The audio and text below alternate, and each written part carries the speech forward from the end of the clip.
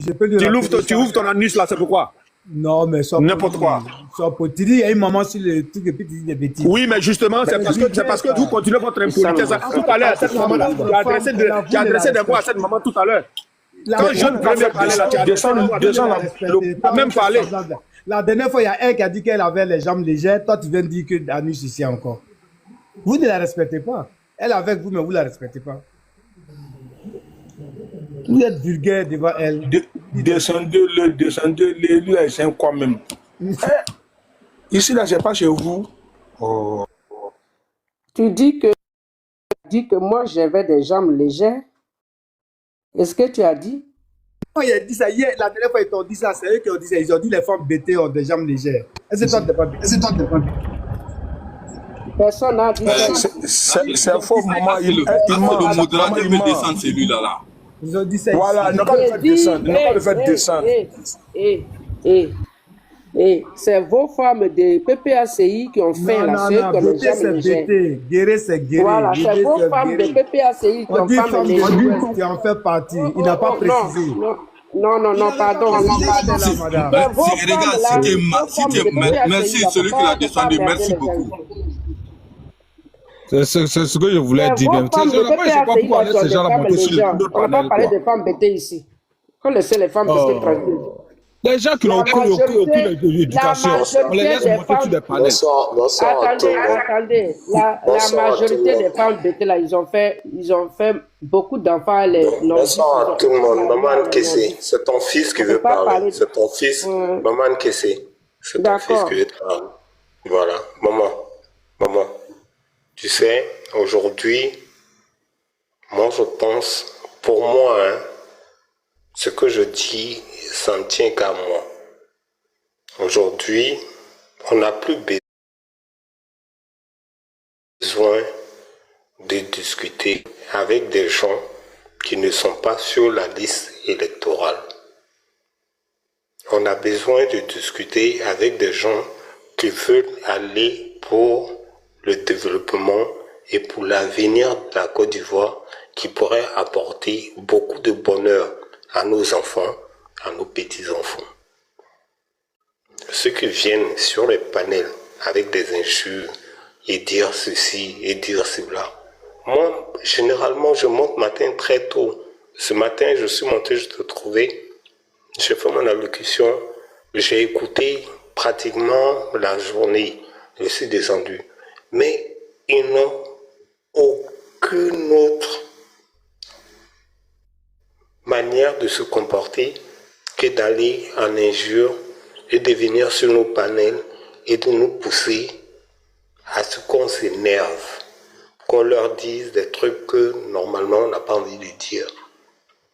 Il y a une chose qu'il a dit, il faut rectifier. Voilà, il faut vraiment rectifier ça.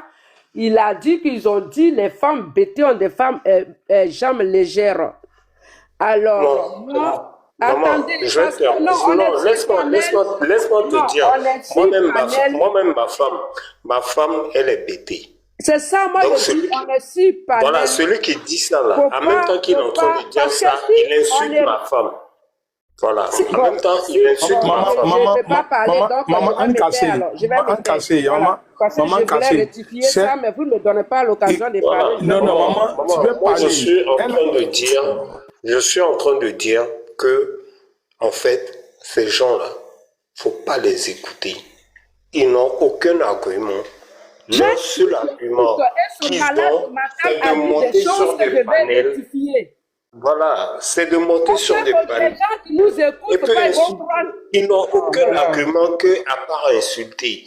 Donc, nous n'allons pas Frère, dans la laisse même maman parler, parce que c'est... Faut pas que le mot là va rester. Voilà, et puis les gens vont prendre en compte que ça a été vraiment dit sur le panel. Laisse la maman parler. Voilà. Ok, maman, je te laisse changer, mais écoute.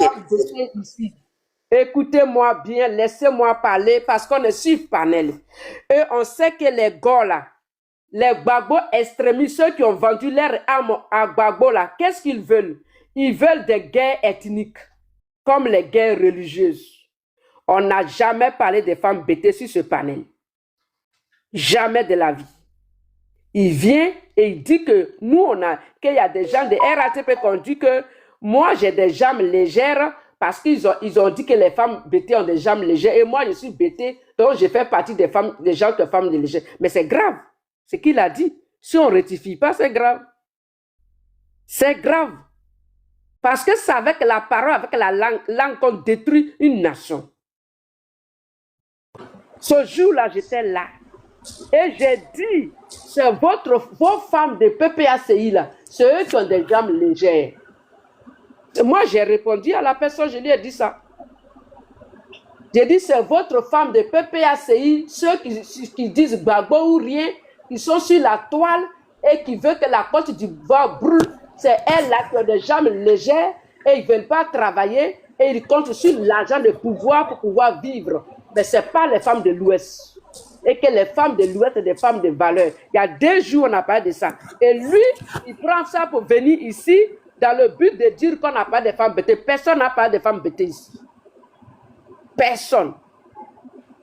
Alors, voilà des gens, parce qu'ils ont vendu leurs armes au diable. Ils veulent que la Côte d'Ivoire brûle. Alors, il faut s'attaquer aux femmes bêtées. Il faut s'attaquer au peuple de l'Ouest. Mais personne ne va s'attaquer au peuple de l'Ouest, ni à femmes bêtées ici. Donc, si toi, tu te bats en malédiction et que tu veux mettre des ethnies en palabre, il faut aller sur ta part de PPACI. Mais nous, on n'est pas ici pour parler des ethnies. OK? Donc, il faut que les choses soient claires. Personne n'a pas de femmes bêtées ici. Et moi, je ne vais jamais accepter qu'on parle de mal d'une femme bêtée ici. Donc, il fallait que je rectifie. Donc, excusez-moi, mais je tenais à rectifier ça, que personne n'a pas de femmes bêtées ici. Voilà. Ici, quand vous insultez les gens, on parle de vos mamans là.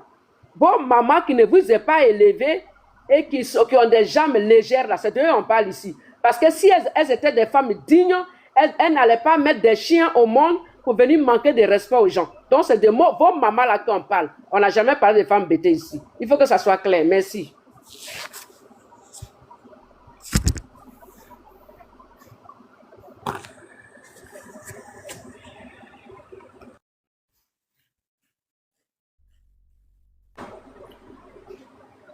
Oui, il peut parler. Tu peux parler, tu as 5 minutes, tu peux parler. Il n'y a pas de modérateur. Ok. Ok. Maman, je suis monté à cause de vous. Merci, Dieu merci. Voilà, c'est à cause de vous-même, je suis monté. Vraiment, moi, je n'ai pas tout monté sur les panels. Parce que le jeune premier, là, vous avez manqué de respect. Mais moi, tout ça, il met là sur le défaut de voir débat. Il y a les gens, ils ne doivent pas les faire monter. Non, ça n'a rien à voir avec le débat. Non. Ouais, sinon, il y a les gens, ils ne doivent pas les faire monter sur le panel là. Mais c'est Ivoire débat, c'est pour tout le monde. Le panel, c'est pour tout le monde. Malheureusement, il y a des enfants maudits du monde. Le petit là, il est trop mal indiqué. Très, très mal indiqué. Il s'en fout, il ne connaît même pas grande personne. L'homme doit respecter. Donc, tout le monde est même chose. Tout le monde est égal devant lui. C'est pas normal, maman. Ça me fait très, très mal. Ça me fait très, très mal. Une fois que je ne vais pas parler comme on peut parler à une grande personne. Est-ce que vous voyez? Vraiment, tout ce que vous faites là, je vous remercie. Parce que tout le temps vous êtes là, quand il y a quelque chose qui ne va pas, vous mettez ça en l'ordre. Vraiment, maman, je vous remercie beaucoup. Tout à l'heure, le jeune qui est venu parler à faire de la femme bêtée, tout ça, c'est pour nous ménager. Ouais, c'est pour ménager les gens. Tout ça, c'est pour ménager. Si au moins vous n'êtes pas compréhensif là, il veut que vous n'ayez qu'à se fâcher, passer de la main que vous voit avec les RHDP, ça les fait très mal. Ça les fait très mal. Donc c'est un malheur de venir parler, que vous n'êtes qu'à s'énerver pour dire non, pourquoi les gens ont dit ça. Heureusement que le jour là, mais vous étiez là sur le panel. Oui, j'étais là. Voilà. J'ai bien rectifié, j'étais là. Voilà. Vous voyez, maman, ils sont là pour ça. Ils sont beaucoup, hein. Ils sont beaucoup comme ça. Ils sont beaucoup. Ils viennent comme ça, ils promènent dans les panels. Et puis Francis, là, il y a un qui appelle Francis quoi, qui est en Europe, là. Lui, pour lui, là, c'est le lâche. C'est le lâche tout le temps. Même aujourd'hui, là, même partout, il promène. Moi, je suis en train de le bloquer là-bas. Est-ce que vous voyez, maman? Je vous remercie beaucoup. Que Dieu vous garde, maman. Vraiment. Amen. Vous êtes un bon moment. Et puis, d'abord, votre mari, même vraiment, on n'a qu'à le demander, parce que tout à l'heure, tout panel là, il ne va pas fâcher comme vous. Oui, c'est vrai, parce que c'est votre mari, même moi, j'ai peur. Parce que tu es là, ta femme est sur portable, et puis... Tu sais que les hommes ici ils travaillent beaucoup la nuit. Ouais, c'est ça aussi. C'est ça aussi. C'est ça vraiment, vraiment. Que Dieu vous accompagne, maman. Que Dieu gagne vous. Vraiment, je vous laisse, maman. Merci beaucoup. Merci. Merci à toi. C'est qui veut prendre la parole? Le frère là, il est descendu. Non, il fallait que je rectifie quelque chose. J'espère qu'il n'est pas fâché quand il est descendu. Qui veut prendre la parole? Bon, excuse-moi, maman. Bon, moi, j'allais me démiter au fait avec elle. J'étais à la pause. Ma pause est finie au fait. Donc, je vous souhaite une bonne soirée à tous. Et Bloco revient. Hein. Non, je commence avec. Je dis, je vous souhaite une bonne soirée à tous. C'est qui veut prendre la parole?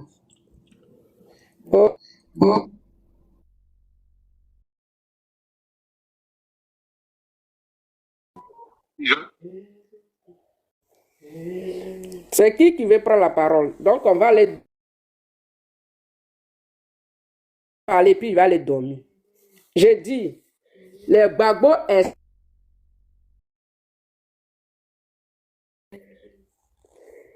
Si ça coupe, c'est ça, mais je vais dire quelque chose. Les Gbagbo extrémistes, là, vous n'allez pas détruire la Côte d'Ivoire et vous n'allez pas diviser la Côte d'Ivoire.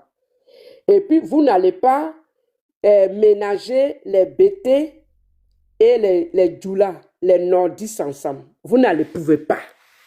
Parce que la Côte d'Ivoire, c'est nos ancêtres qui ont construit.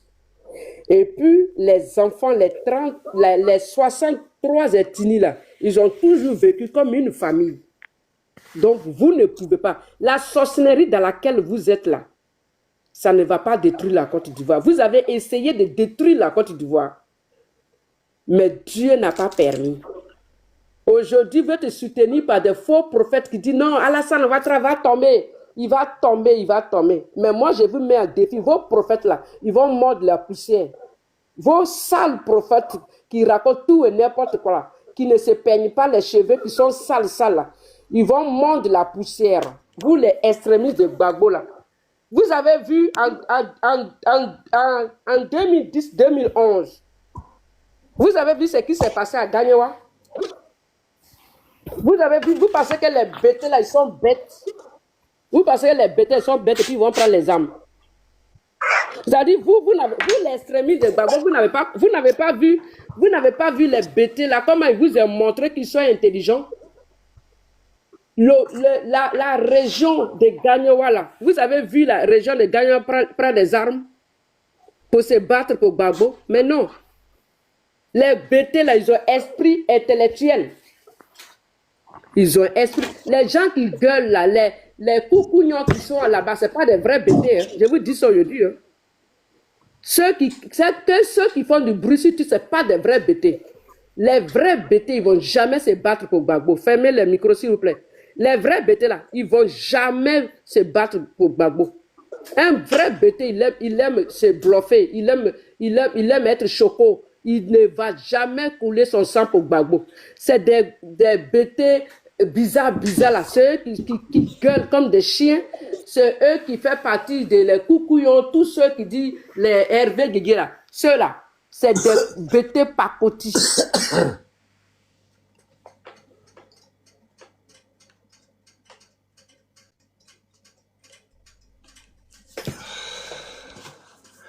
Les vrais bêtés là, vous n'allez pas les voir dans vos saletés que vous êtes dedans là. Moi, je vous dis ça aujourd'hui.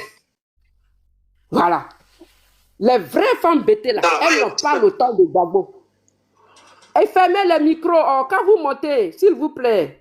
Les vraies femmes bêtées là, elles n'ont pas le temps pour mourir pour Gbagbo, pour se battre. Elles n'ont pas le temps d'insulter les gens. C'est des bêtés pacotis là. Donc, vous comptez sur quoi? Les guerriers là, ils ont lavé les mains. Les Atiers ont lavé les mains. Ok? Vous comptez sur quoi? Pour menacer les gens. Vous allez voir. La honte sera sur votre... Vous pensez que vous allez diviser la Côte d'Ivoire pour régner. Vous pensez que vous allez diviser la Côte d'Ivoire, les Ivoiriens pour régner. Mais au bout de 10 ans, 20 ans, vous allez voir que dans l'Ouest là, métissé qui va remplir là-bas, ça va vous dégoûter. Je vous dis ça aujourd'hui. Pendant que vous êtes en train d'insulter les gens là, vos soeurs là, elles sont en train de se marier avec des gens d'autres ethnies, les nordistes, plein de filles béton ont marié les nordistes. Je vous dis ça aujourd'hui. Plein de filles guérées, des filles bêtées, tous ça, ils ont marié. Il y a plein de métis dans l'Ouest. Vous allez pouvoir maîtriser ça. Vous allez pouvoir maîtriser ça. Vous êtes là, vous, les enfants de l'Ouest pacotis qui s'aimaient la haine. Là, parce qu'un vrai fils de l'Ouest, une vraie fille de l'Ouest ne peut pas s'aimer la haine. Vos cœurs sont remplis de haine. Vous êtes des enfants pacotis. Vous n'êtes pas des vrais enfants de l'Ouest. Parce que nous, les enfants de l'Ouest, on nous a appris à aimer les autres. On nous a appris à vivre avec les autres. On nous a appris à manger et à rigoler avec les autres. Mais vous, les enfants pacotis de l'Ouest, vous voulez diviser les gens. Mais vous allez rester dedans. Actuellement, vous comptez sur les prophètes, les faux prophètes. Vous comptez sur les faux prophètes. Mais en 2010, en 2011, ces prophètes, ils ont prophétisé. Ces mêmes prophètes, ils ont prophétisé. Ils ont prophétisé que Dieu allait envoyer les anges pour sauver Gbagbo. Mais les anges sont passés où? Hein? Alassane Ouattara, ça fait 14 ans il est au pouvoir. Les anges sont où? Vous êtes des perdus. Vous avez grandi dans la haine. Vous avez mangé dans la haine. Alors, vous faites la promotion de la haine. Mais la Côte d'Ivoire ne va jamais tomber dans votre main. Gbagbo ne reviendra plus jamais au pouvoir. Notez ça. OK? Si vous pensez que vous allez nous diviser pour rien, vous vous trompez. Parce que Oufo Boigny ne nous a pas divisés. Nos ancêtres ne nous ont pas divisés. Ce n'est pas vous qui allez nous diviser. Quand vous venez là, vous insultez les gens. Vous insultez parce que vous avez des mères indignes. Des mères qui ne vous ont pas éduqués. Des mères sauvages. Alors vous-même, vous êtes des sauvages. Vous venez là, vous insultez les mamans. Vous pensez que c'est dans ça, nos enfants vont vivre. Vous allez revenir au pouvoir pour rendre nos enfants sauvages. On ne va plus jamais vous donner le pouvoir. Parce qu'aujourd'hui, le président Alassane Ouattara est au pouvoir, nos enfants là, ils seront éduqués. Ils vont travailler pour construire la nation. Vous qui montez ici, là, qui suivez, vous êtes tous des sauvages. Et on ne veut pas que nos enfants vous ressemblent. On ne veut pas de ça. Donc, c'est que je vais dire que tout ce que vous allez faire là, vous allez échouer. Et le nord, le sud, l'ouest, le centre, toute la Côte d'Ivoire restera unie. Ce n'est pas vous qui allez venir diviser ce que vous n'avez jamais construit. La Côte d'Ivoire a été construite par nos ancêtres. Et nous allons tous faire des enfants, éparpiller des enfants partout. On va se marier entre nous. On va faire des enfants partout. Et puis on va voir comment vous allez nous diviser. Quand vous allez voir que le petit Djoula, sa maman est bêtée. Le petit bêté, sa maman est Djoula. Et puis vous allez voir le petit Dida, sa maman est Djoula. Tout est ménagé là. On va voir comment vous allez nous diviser. Bande de malades, va. Venez encore insulter les gens. Vous pensez qu'on a votre temps. Vous pensez que vous pouvez nous diviser? N'importe quoi. Vous avez essayé, mais ça n'a pas marché. Quand aujourd'hui vous partez dans les maternités là, il y a plein des enfants métis là-bas. Des enfants qui sont ménagés, Baoulé, Doula, Baoulé, Agni. Tout ça là, c'est ménagé là-bas. Vous allez faire quoi? Ahmed de Bakayeko là, il est du nord. Sa femme est Agni. Ses enfants là, vous allez faire quoi? Vous êtes des bandes de voyous. Vous êtes des bandes de voyous. On ne va plus jamais vous donner la Côte d'Ivoire. C'est terminé ça. OK? Merci.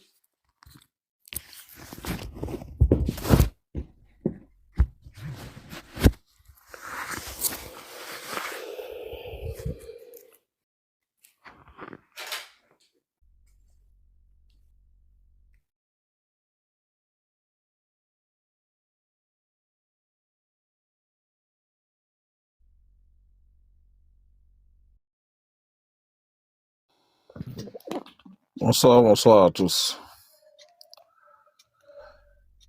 La maman Anne, bonsoir. Vous m'entendez? La maman Anne, bonsoir. Bonsoir. Comment allez-vous? Ça va. Voilà, merci pour tout ce que tu fais sur les panels. Je vous suis depuis très longtemps. Et ce que moi je voulais dire aujourd'hui, et le Conseil constitutionnel a déjà tranché, et ces gens-là, on ne devrait même pas les accepter sur notre panel, et pour venir faire passer leur message au fait. Parce que quand ils viennent sur notre panel, là, pour venir faire passer leur message. Donc là, aujourd'hui, là, nous voulons la paix. Nous voulons la paix, nous voulons les élections apaisées et nous devrons faire notre campagne aujourd'hui sur notre panel. Tout le bien que ce monsieur a fait pour la Côte d'Ivoire, là, c'est de ça nous devrons parler. Les gens qui viennent monter sur les panels pour injurer les gens là, on les descend. On n'a plus le temps pour ça. On n'a plus le temps pour ça. On veut avancer. On veut avancer. Depuis combien d'années vous êtes en train de faire des coups bas, ça ne marche pas. Mais vous réfléchissez un peu. Réfléchissez un peu. Qu'est-ce que ce monsieur-là n'a pas donné à la Côte d'Ivoire? Qu'est-ce que ce monsieur n'a pas donné à la Côte d'Ivoire? Vous pensez qu'aujourd'hui, là, les gens de l'Ouest, l'Est et du Centre, là, ils sont avec vous. Ils sont plus avec vous. Ils vont se vomir il y a longtemps. Ils vont se vomir il y a longtemps. Aujourd'hui même, là, il y a un jeune BT où je travaille, là. Il dit, après le discours de M. Gbagbo hier, là, lui, il est déçu. Lui, il dit, lui, se retire. Il dit, lui, se retire. Il n'y a rien de concret. Toujours, c'est les paroles de baga. On va finir, on va rester toujours dans ça.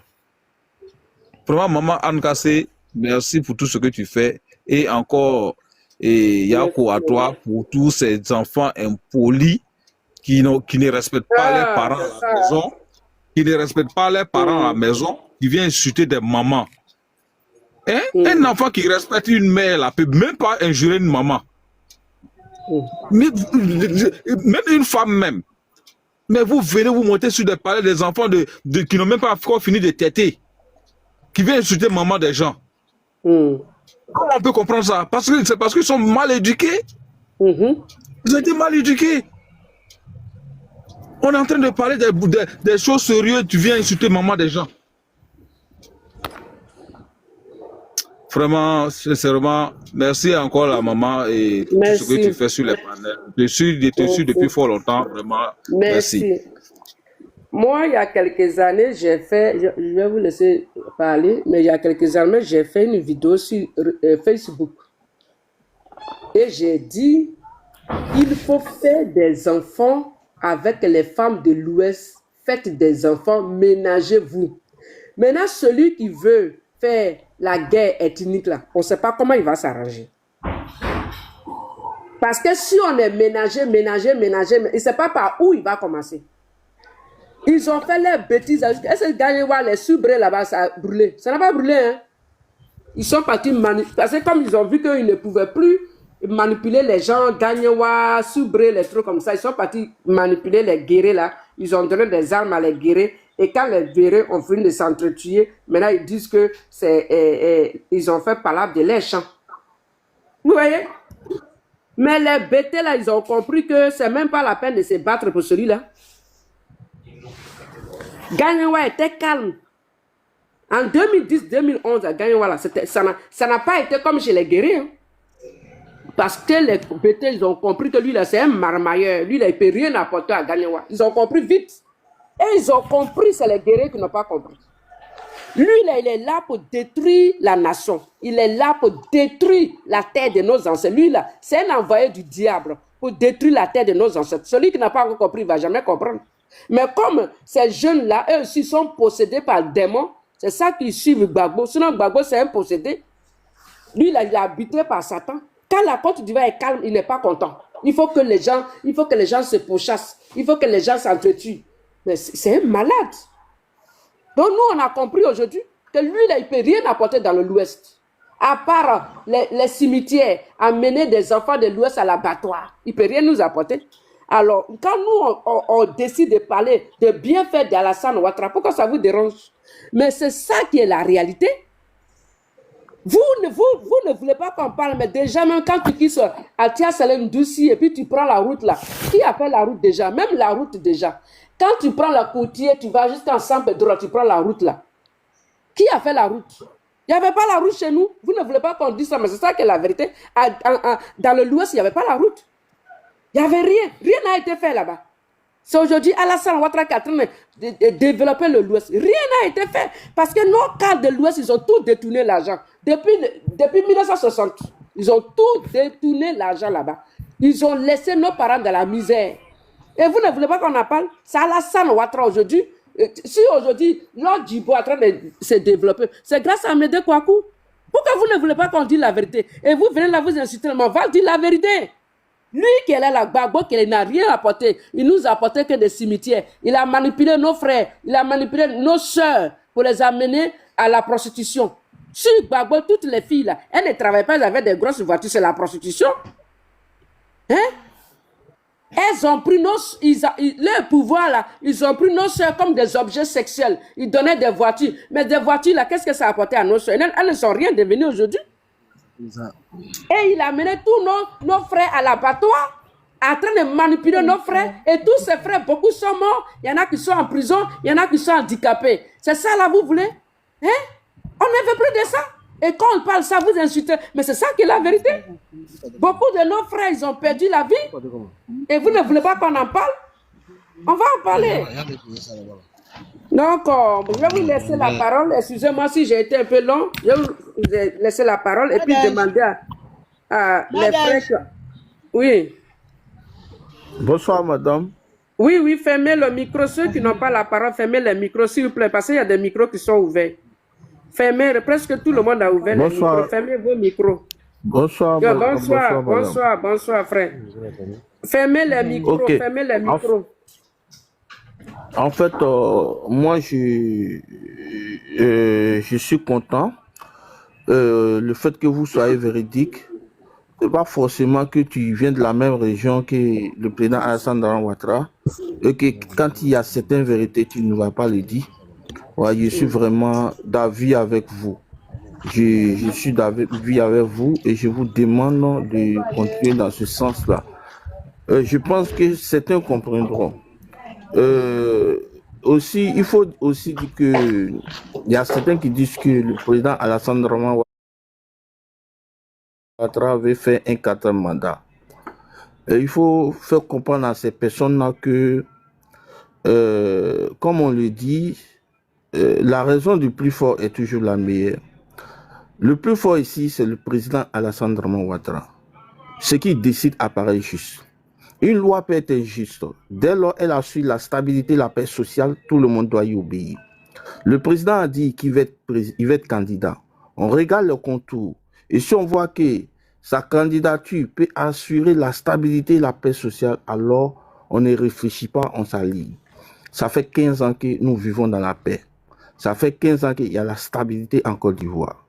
Il faut aussi dire que l'homme à l'état de nature, c'est la reine des sécurités et l'agressivité. Pour donc bénéficier de l'harmonie et la paix sociale, les hommes choisissent de vivre en société en renonçant à leurs droits naturels au profit d'un pouvoir politique qui est l'État. Donc, c'est pourquoi il faut éviter de t'opposer à l'État. L'État est le plus fort. L'État a tous ces moyens qu'il faut pour pouvoir lutter contre la barbarie humaine. Quand j'entends certains dire qu'il y a eu la guerre, quand M. Laurent Gbagbo est venu, on lui a posé une guerre. Mais il faudrait qu'ils comprennent que le rôle de l'État, c'est de lutter contre la barbarie humaine. Car les hommes sont méchants. Les hommes vont chercher à déstabiliser son pouvoir. Mais lui, qu'est-ce qu'il doit faire? Il doit mettre un système en place pour pouvoir lutter contre ces personnes qui sont méchantes. Et s'il n'a pas pu le faire là, ce n'est pas de notre faute. Il ne faudrait pas qu'ils viennent dire non que Gbagbo, on lui a posé une guerre. C'est parce qu'il n'a pas joué son rôle en tant que l'homme d'État. Vous comprenez, non? Maintenant, je vais revenir sur cette histoire de Ziggy. Les propos que Ziggy a tenus, c'est des propos qui sont graves. Il est dit que toute opposition au pouvoir législatif, toute incitation à la haine est le crime le plus grave, le plus condamnable. Car il arrive même le fondement d'État. Le fondement d'État étant garanti sur un contrat social qui institue l'ordre. Il y a risque d'instruction de l'État si le désordre s'installe. C'est pourquoi il ne faut jamais... Il est dit que l'injustice est mieux que le désordre. Quand il y a le désordre, alors rien ne peut s'arranger. Vous allez voir que les gens ne pourront plus aller au travail. En tout cas, rien ne peut s'arranger. C'est pourquoi on demande à l'État tout homme politique qui se passerait de la violence serait en train de préparer sa propre déchéance ou la ruine de son État. Car l'État a le monopole de la violence.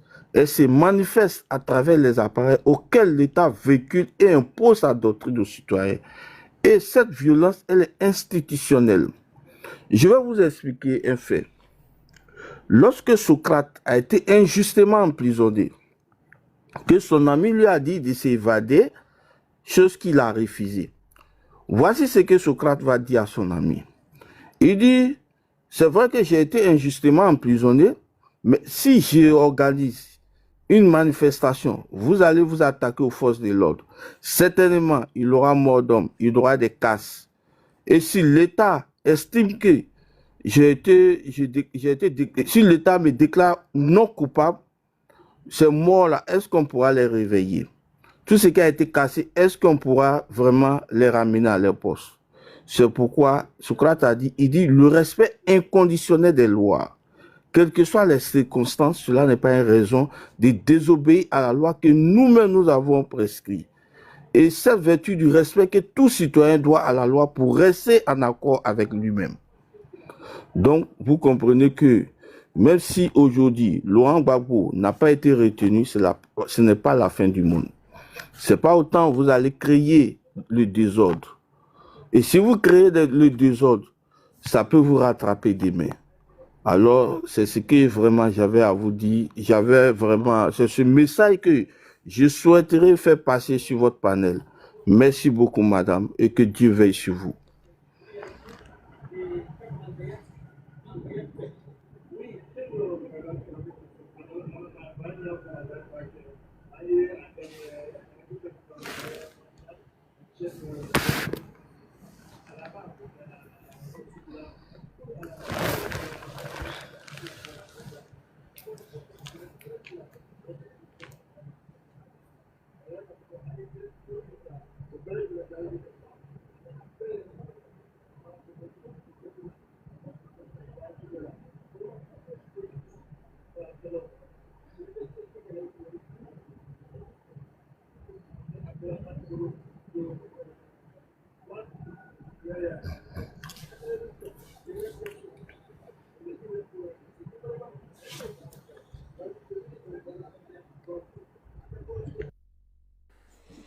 C'est qui a la parole?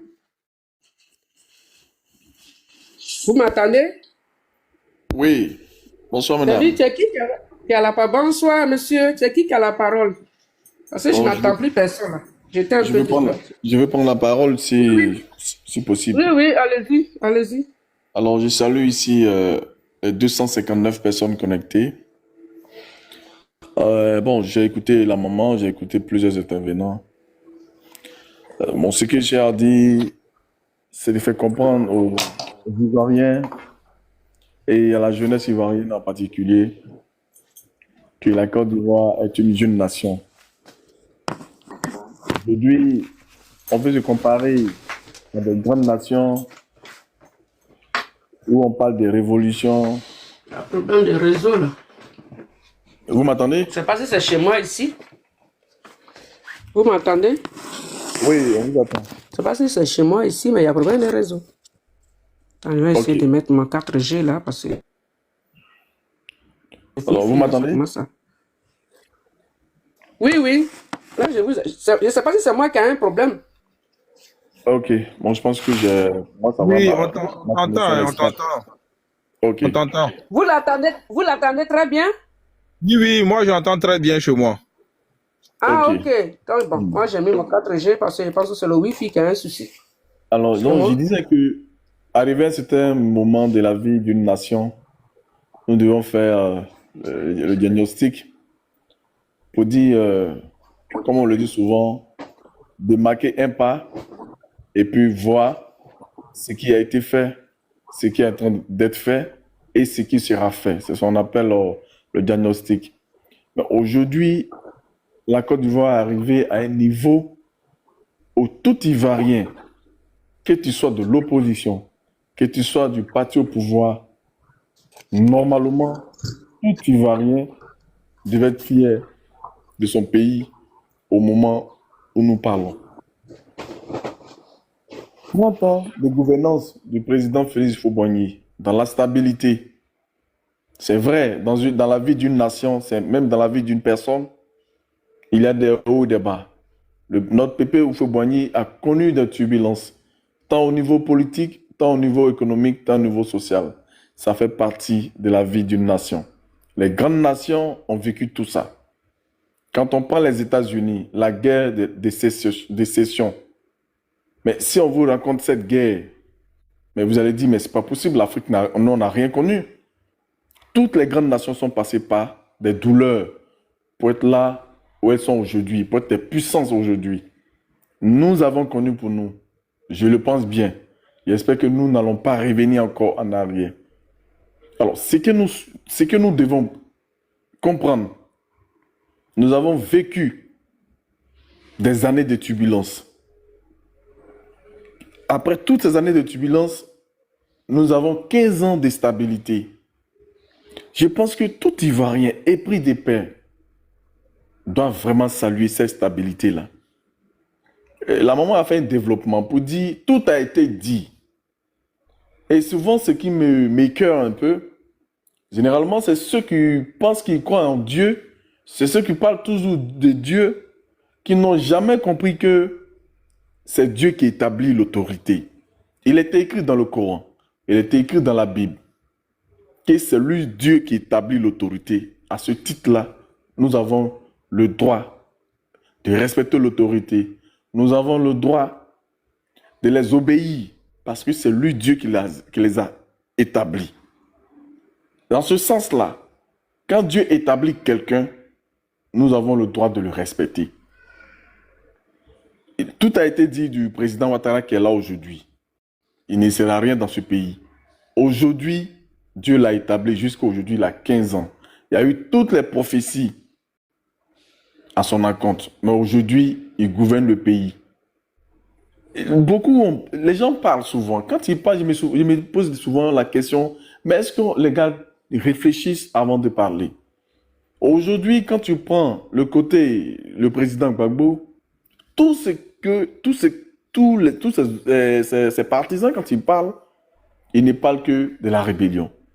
Ils ne parlent de guerre imposée. Je leur dis, c'est comme prenons nous-mêmes, quand tu es un chef de famille, quelqu'un quitte, on te dit, tu es chez toi à la maison avec tes enfants, ta femme, tout, ta maisonnée. Quelqu'un qui dehors, on te dit, monsieur, ton voisin d'à côté, là, ou bien tes voisins d'à côté sont en train de se préparer pour venir t'attaquer. Toi, tu dis à celui qui vient te dire, laisse-les, de les voir venir. Et tu t'attends un jour, il vient tomber sur toi, il t'arrache tous tes biens, et après tu pleurniches. Souvent, c'est ça en fait la réalité du président Laurent Gbagbo. À l'époque de la rébellion, on leur dit ça tous les jours. Il a été averti. Mais en tant que chef, qu'est-ce que tu fais? Ça, c'est arrivé, il n'y a pas de problème. Mais le président nous a dit ici que lui, il a la meilleure partie, c'est qu'il a la partie ultime de la Côte d'Ivoire. Quand tu prends le pouvoir en 2000, en 2002, voilà, en 2000, pardon, parce qu'il avait 2 ans de stabilité, et qu'on te donne toute la nation entière, et arrivé à un certain moment, ta nation, tu ne peux pas la gouverner, tu divises la nation. Tu as une partie qui est de l'autre côté et une partie utile. En disant que toi, tu as la partie utile. Mais là, il n'a pas jugé, c'est-à-dire qu'il n'a pas mesuré cette expression, l'ampleur de cette expression. C'est-à-dire que les personnes qui sont de l'autre côté ne sont pas utiles. C'est-à-dire que tu les as marginalisées. Voilà pourquoi la rébellion a prospéré. Sinon, au début, pour ceux qui sont du Nord, ils le savent très bien. Nos parents du Nord n'étaient pas pour la rébellion. Mais les rebelles sont venus vendre pour dire, mais vous êtes marginalisés, nous sommes venus pour vous défendre. Parce qu'on vous a dit que votre fils, là, il ne sera jamais président parce qu'il a été persécuté. Nous, là, nous sommes venus pour vous défendre. Voilà pourquoi, à la fin, les nordistes, effectivement, en faisant l'analyse, ils ont adhéré. Sinon, ils ne voulaient même pas ils voulaient pas de la rébellion. Pour ceux qui savent, ceux qui ont les parents là, ils savent. Ceux qui ont les parents au nord, ils savent. Jusqu'à ce qu'aujourd'hui, nous soyons là, on finisse toute cette guerre La partie utile, qu'est-ce que le président Laurent Gbagbo a fait de la partie utile? Avec des milliards que la Côte d'Ivoire générait, qu'est-ce qu'il a pu bien faire de la partie utile? Ça, la question reste posée. Il a fait ce qu'il devait faire. Et Dieu a établi en 2010 le président Ouattara, qui a fait 15 ans de stabilité. On voit ce qu'il a fait. On voit ses réalisations. Je le dis tous les jours, tu peux ne pas aimer la personne Ouattara, mais les faits sont là. Les faits sont factuels. On voit les réalisations à travers le pays.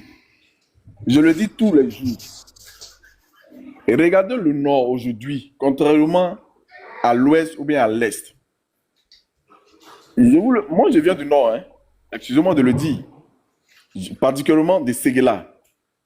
Quand je prends la route de Dawa à Séguéla, je vous assure que la route est impraticable.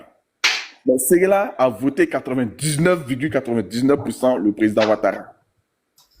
Quand vous prenez chez les abeilles d'Agboville, prenez Abidjan, Agboville, c'est bitumé à 100%, l'un des meilleurs goudrons de Côte d'Ivoire. Pourtant, les abeilles, il n'a même pas eu 2% chez les abeilles.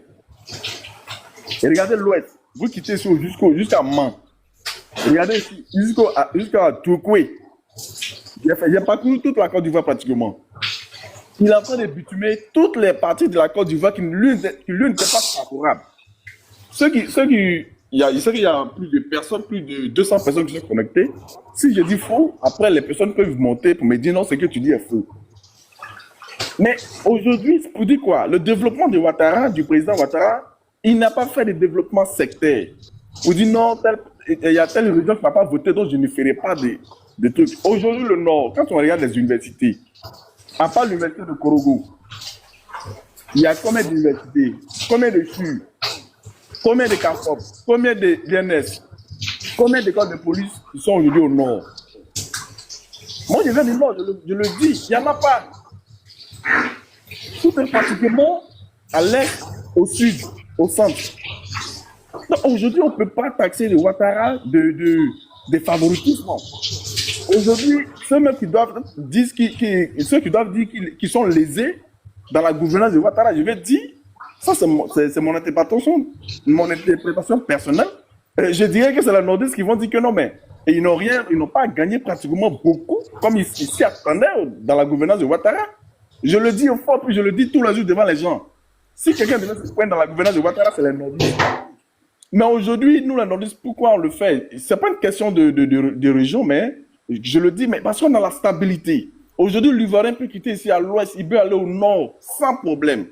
Comme je l'ai dit, moi j'ai voyagé, je voyage à travers toute la Côte d'Ivoire. Je prends ma voiture jusqu'à Toukoué. Aucun gendarme, aucun truc. Si ton calculé, c'est juste les papiers du véhicule, pour voir si le véhicule il est en règle. Mais pour dire non, monsieur, non. Tout ça, c'est la liberté. Et c'est-à-dire que c'est la stabilité du pays qui le fait. Donc, un président comme ça, on va tout... Regardez Abidjan. Abidjan, avant, pour circuler à Abidjan, c'était vraiment infernal. Mais regardez même aujourd'hui, malgré même les prenez la Y4. C'est-à-dire que prenez le pont HKB jusqu'à Nyama. Quand vous roulez sur cette voie, vous êtes fiers. Et ce goudron va sortir jusqu'à la fin de Dabou. Bon, avec toutes ces réalisations, on nous dit que le monsieur n'a rien fait. Je le dis, tu peux ne pas aimer la personne, mais ce qu'il a fait, il faut reconnaître ce qu'il a fait. C'est un peu le cas du président. Le président Houphouët-Boigny, il a fait 30 ans. Toutes ses réalisations sont là. Il est parti, il a laissé ses réalisations. Bédi est venu, il a fait ce qu'il pouvait faire. Gueye est venu, il a fait ce qu'il pouvait faire. Le président Gbagbo est venu, il a fait ce qu'il pouvait faire. Ouattara est en train de faire ce qu'il va faire et il va partir. Et c'est toutes ces réalisations-là, il va partir avec. Mais quand tu dis ça à des personnes, non, on ne veut pas le voir parce que c'est un Burkinabé. Et quand je leur pose la question, mais c'est quoi le problème? Et puis vous vous dites que vous êtes panafricain. Mais le panafricanisme, c'est ça, accepter tout le monde. Accepter tout le monde. Il n'y a pas plus panafricain, il n'y a pas plus président panafricain que le président Ouattara dans ce monde-là, en Afrique. Tous les étrangers au monde vivent paisiblement. Et ils font ce qu'ils veulent. Et nous, souvent, ça nous révolte, nous, en tant qu'Ivoiriens. Parce qu'il y a des choses que les étrangers font ici que nous, les Ivoiriens, nous ne pouvons pas faire. Mais c'est ça la vision d'un président. C'est pourquoi Dieu aime la Côte d'Ivoire. Et ça ne vient pas de lui, ça vient du président Houphouët-Boigny. Parce que c'est les étrangers qui ont construit ces pays à l'époque. Donc, pour construire une nation, il faut la diversité. Aujourd'hui, qu'est-ce que l'opposition nous propose? Ce n'est que la vengeance que l'opposition propose aux Ivoiriens. Et rien que la vengeance. C'est-à-dire qu'on vient au pouvoir, on les renverse, on va leur faire des procès, on va les envoyer en prison pour détournement, pour enrichissement, pour ceci, pour cela. Et ils n'ont pas de projet pour les Ivoiriens. Mais nous, les Ivoiriens, aujourd'hui, nous sommes devenus exigeants.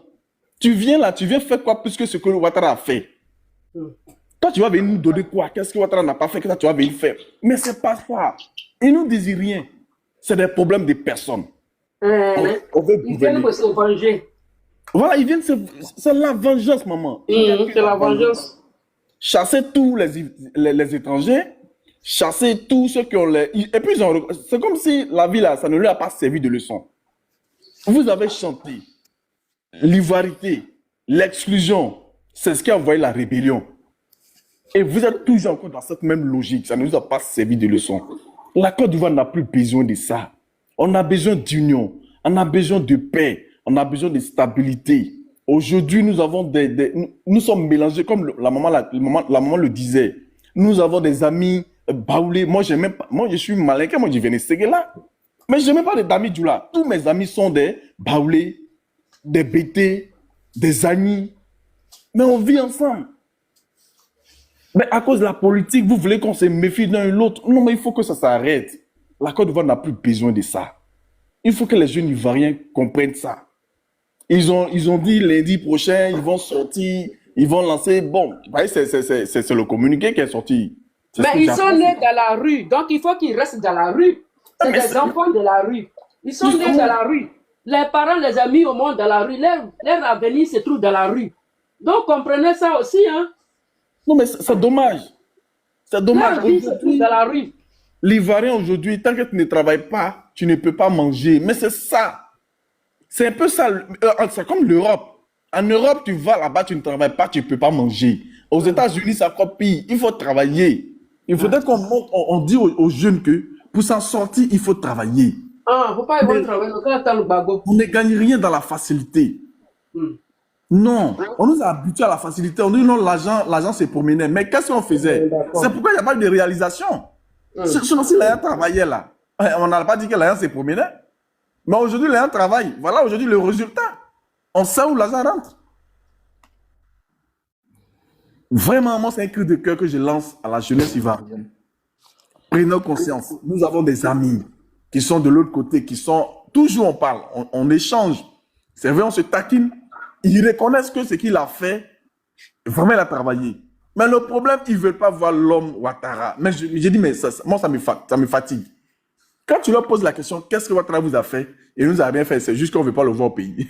On ne veut pas le voir à la tête du pays. J'ai dit, mais c'est absurde. C'est absurde. Quelqu'un qui arrange ton pays, même s'il est étranger, il arrange ton pays. Toi, ça ne dit rien. Le jour où il va partir, là, est-ce qu'il va partager tout ce qu'il a fait comme réalisation? Mais arrivé à un certain moment, il faut qu'on arrête. Alors, il faudrait que la jeunesse prenne conscience pour dire que nous allons nous en sortir en travaillant. Et regardez l'Asie, et regardez la Chine, la Corée. Si vous visitez ces pays-là, maman, mais c'est pas possible, tu dis, mais qu'est-ce que nous on fait en Afrique? Ils n'ont pas le temps. Ils n'ont pas le temps de bavarder, comme nous on est en train de, excusez-moi du mot, de parler, de prendre tout le temps en train de parler sur TikTok, de politique. Ils n'ont pas ce temps-là. Ils sont en train de réfléchir comment devenir des richards. C'est une concurrence. Mais ici, nous, c'est la politique. Comment détruire le peu que nous avons construit? Comment gâter le peu que nous avons construit?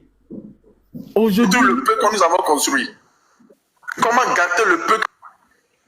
Nous sommes aujourd'hui en paix. Nous avons une stabilité. Profitons de cette stabilité. Mais les Merci micros, beaucoup. S'il vous plaît, donnez-moi ça fait un des je dois échos. conduire, s'il vous Après, il plaît. faut faire d'acheter Merci en beaucoup. 1 minute. Et Merci. puis, les autres là, s'il vous plaît, fermez vos micros parce que ça fait des échos chez lui, s'il vous plaît. S'il vous plaît. Merci. Bonsoir, bonsoir à tout le panel. Il va chuter dans 1 minute. Allez-y. Il faut chuter dans 1 minute. Comme ça, je t'en prie. fini. Merci, j'ai fini. D'accord, d'accord. D'accord. Donc, vous pouvez prendre la parole. 5 minutes. Celui qui voulait prendre la parole. Ok, C'est pas qui était là avant, merci beaucoup. Merci, madame. Et bonsoir à vous tous. Excusez-moi, hein, comme je dois conduire, je n'ai pas assez de temps. Donc, vraiment, voilà, je suis tombé sur ce panel-là et j'ai ravi de retrouver ce panel-là. Maintenant, vous allez m'excuser, moi, je n'ai jamais fait CP1, mais c'est les Français ramassés dans la rue que je connais par rapport à l'entourage. Mais réellement, ce que je voudrais vous dire, voilà, c'est que moi, depuis 1993, en 93, j'avais déjà, je crois, 16 ans. De 93 à aujourd'hui, notre vie a été hypothéquée par les politiques ivoiriennes. Nous, on a été des générations sacrifiées. Vu que c'est dans les 15 années de M. Ouattara que moi, au moins, je reconnais ce que c'est que la paix. Excusez-moi, moi je suis pas allé à l'école, mais c'est le français que vous m'entendez quand même. Non, moi je ne suis pas allé à l'école, mon frère, ne t'inquiète pas. Ok. On est pareil. Donc c'est dans les 15 années de Ouattara que moi aujourd'hui je sais que la paix est une très bonne chose. Voilà, parce que depuis 93, il y avait déjà 16 ans, j'ai rentré dans la vie maintenant. Et jusqu'à aujourd'hui, je n'ai jamais connu ce que c'est que la paix. Tout le temps, c'était les grèves. Tout le temps, c'était les palabres, c'était du n'importe quoi. Les 15 années que moi j'ai vécu dans le temps de M. Ouattara, en toute sincérité, devant Dieu et devant la terre. Je n'entends pas de bruit de fusil, je n'entends pas de marches de gauche à droite, je n'entends pas de fusillades. Franchement dit, moi déjà, je me réjouis, sinon je ne suis pas RHDP, mais je suis Alassanis. Je suis Alassanis. Je ne suis pas RHDP aujourd'hui, je ne suis pas RHDP demain, mais je suis Alassanis. Mais réellement, Dieu lui-même qui nous a créés, il nous a dit de toujours respecter les devanciers. Ceux que lui-même a désigné à mettre devant nous, il faut qu'on les respecte. Moi, M. Ouattara, je lui tire mon chapeau chaque jour que Dieu fait. Les 15 années-là m'ont permis de me structurer, de m'organiser, de regarder mes enfants grandir. Franchement dit, je n'ai pas de mots pour M. Ouattara. Les palabres internes nous regardent. Si Gbagbo il est ivoirien, Alassane il est ivoirien, nous tous nous sommes des Ivoiriens. Moi je suis nordiste.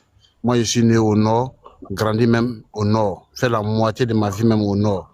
Le nord que moi je connais, Odjéné que moi je connais. Il y a des coins aujourd'hui à Odjéné que moi je n'ai jamais imaginé que il peut y avoir des ponts où des véhicules même peuvent traverser sans avoir de problèmes. Aujourd'hui, ça existe chez moi. Donc, je connais la Côte d'Ivoire. Je connais tout la Côte d'Ivoire. Je peux dire que je connais tout la Côte d'Ivoire. Et même les pays limitrophes de la Côte d'Ivoire, je connais. Mais en toute sincérité, il faut qu'on soit logique. Ce que Babou est en train de nous donner là, c'est pas bon pour nos enfants de demain.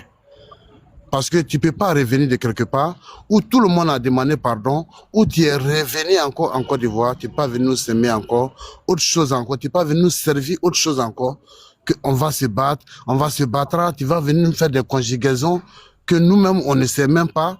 Franchement dit, il faut que les gens essayent de comprendre les choses.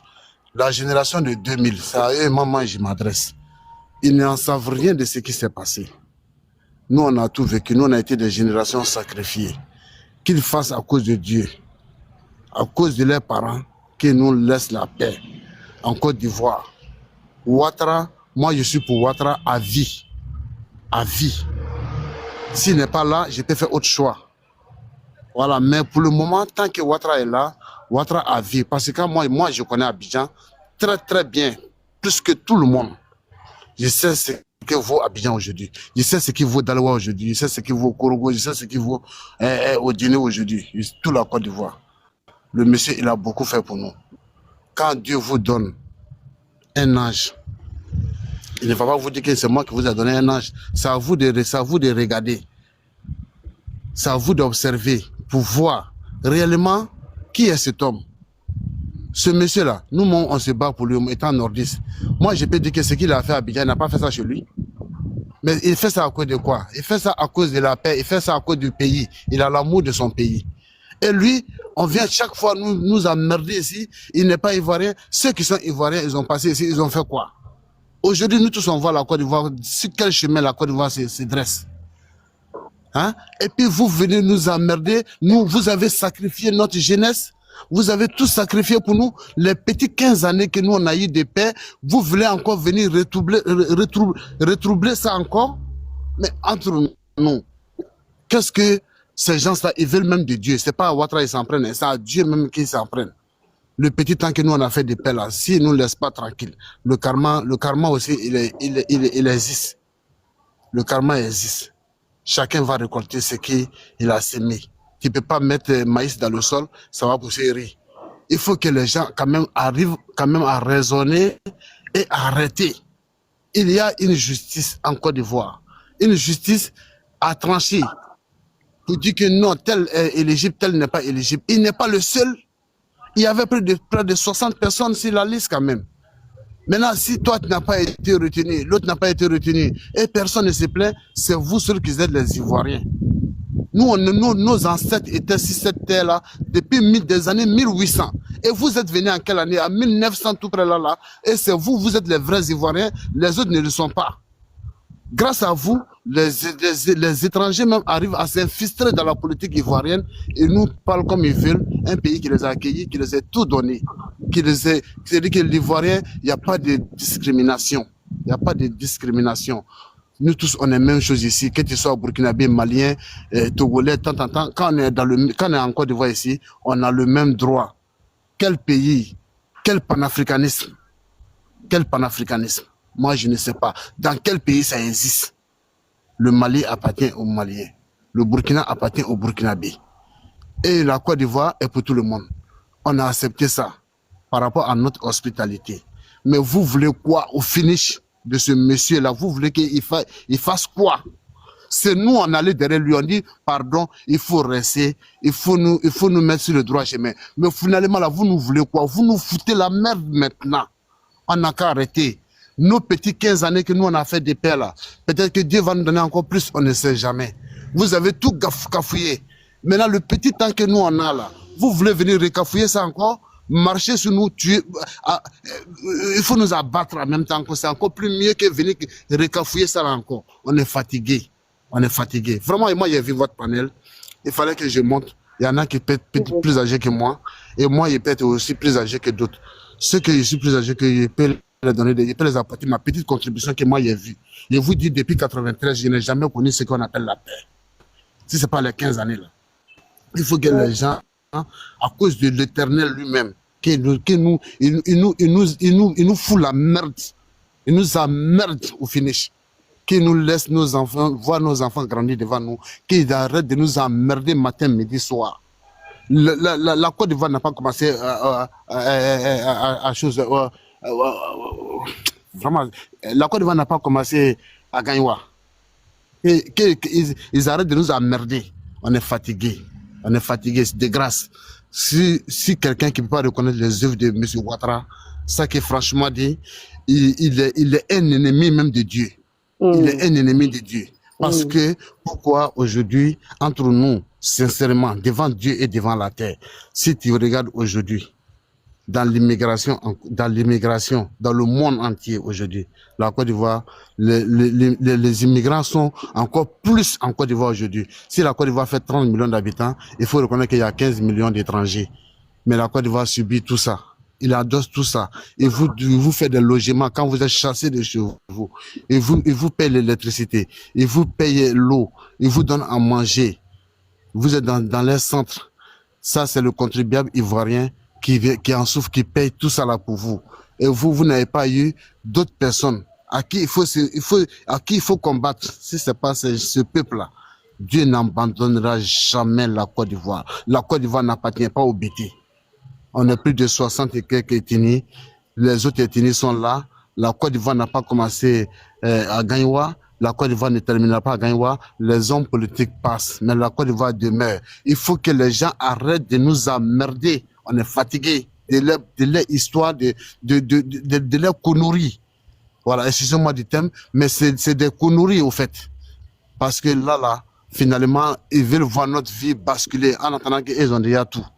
Qu'ils laissent le monsieur tranquillement faire son travail, apporter sa petite contribution qu'il a à donner à la Côte d'Ivoire pour que nous autres, demain, nos enfants, même nous on a déjà perdu, que demain, nos enfants puissent jouir de la Côte d'Ivoire, de la terre de leur père. Tu vois, non?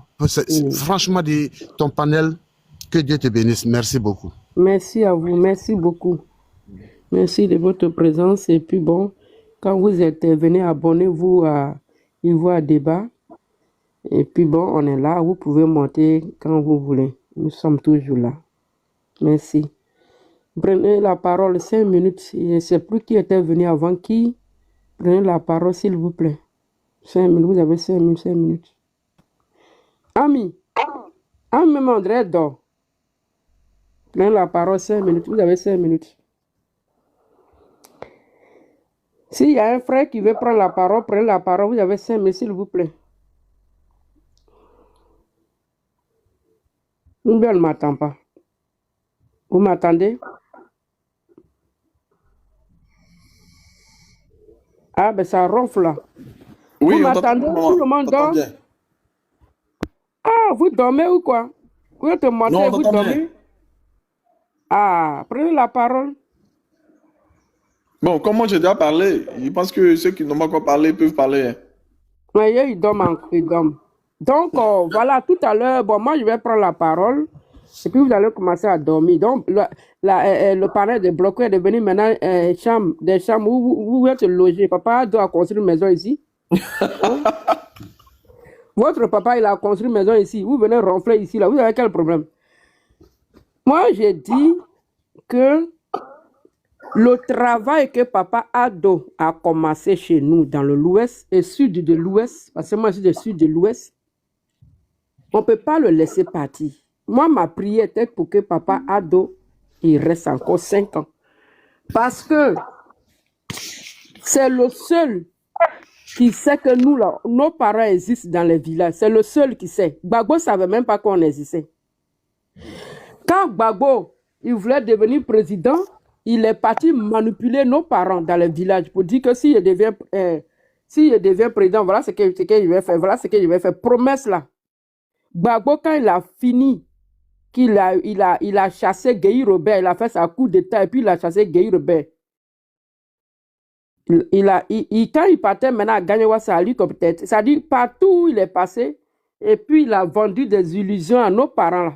Il n'a plus jamais mis pied là-bas.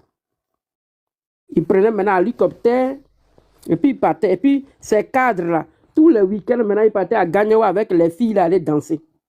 Ils étaient en train de délapider l'argent. Ils étaient en train, avant la rébellion, là, 2 ans, là, ils étaient en train de délapider l'argent et puis pour chasser nos frères du Nord, nos frères de l'Ouest, nos frères de, comment on appelle, nos frères baoulés, nos frères du Nord, parce que les baoulés ont été pourchassés à Gagnoua. Ça là aussi, ils ne parlent pas de ça. Hein. Et ils étaient en train de chasser et puis Gbagbo, et puis ces militants, ils étaient en train de danser, délapider l'argent, et puis ils prenaient les filles là, les filles qui les suivaient là, nos soeurs qui les suivaient là, ils prenaient là, ces filles là, ils partaient coucher avec des filles, et puis ils donnaient l'argent, et puis ils étaient en train de vivre une vie d'abomination. Et pendant ce temps, les prophètes qui prophétisaient, ils ne prophétisaient pas. Hein. Quand les Amadou Touré étaient pourchassés, ils étaient pourchassés parce qu'ils faisaient des simples réunions.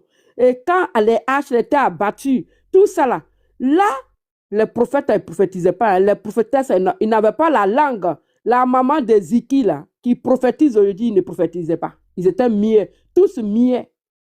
Personne ne réagissait.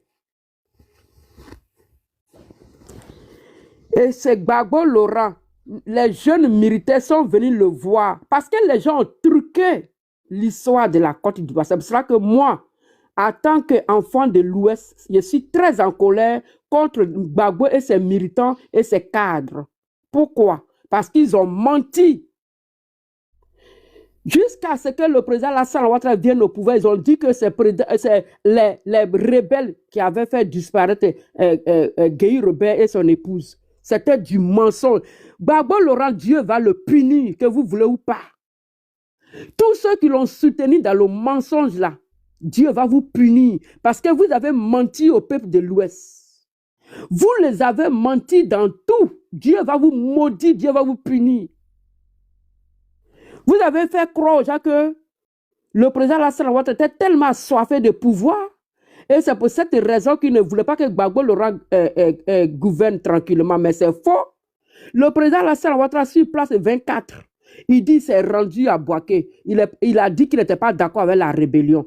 Aucun cadre de Gbagbo Laurent n'a démenti ça. Il a dit non, que lui n'était pas d'accord avec la rébellion. Et ils ont menti, ils n'ont pas dit ça. Hein? Ils n'ont pas dit que le président Alassane Ouattara, il s'est exprimé, mais il a dit non, qu'il n'avait rien à voir avec la rébellion. Mais les militants de Gbagbo, que Gbagbo achetait, Gbagbo donnait l'argent, et ils étaient dans les agoras. Ils ont passé les 10 ans, les mentir à nos parents. Ils n'ont jamais parlé comment Théi Emile a perdu la vie, qui était de l'Ouest. C'était un guerrier, non? De la manière ils ont fait à Théi Emile,